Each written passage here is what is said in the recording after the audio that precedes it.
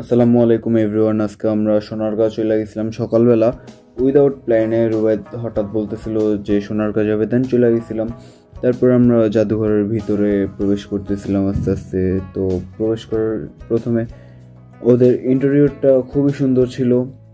দেন interior দেখতে দেখতে আমরা সেকেন্ড ফ্লোরে চলে যাচ্ছি। সেকেন্ড ফ্লোরটা সম্পূর্ণ ছিল নকশিকাঁথাকে নিয়ে এবং থার্ড ফ্লোরটা ছিল পুরনো যত সব তলোয়ার নিয়ে। এবং আমরা ওইখান থেকে বের হয়ে একটা নৌকা দেখতে পেলাম, নৌকার ভিতরে উঠলাম আমি সিঙ্গেলি। নৌকার ভিতরে উঠে দেখি নৌকার ভিতরে এত ময়লা ছিল আর পানি। ওইখানে আমার ফ্রেন্ডরা বলতেছিল এখানে তুই উঠলি কেন?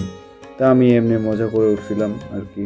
তারপর আবার আমি নেমে যাচ্ছি ওইখান থেকে বের হয়ে। আবার ওইখান থেকে নেমে আমি বাচ্চাদের চরকিতে চলে গেছি। ওইখানে আমি ফ্রেন্ডকে বলছিলাম যে ছবি তুলে তো, ভিডিও করছে।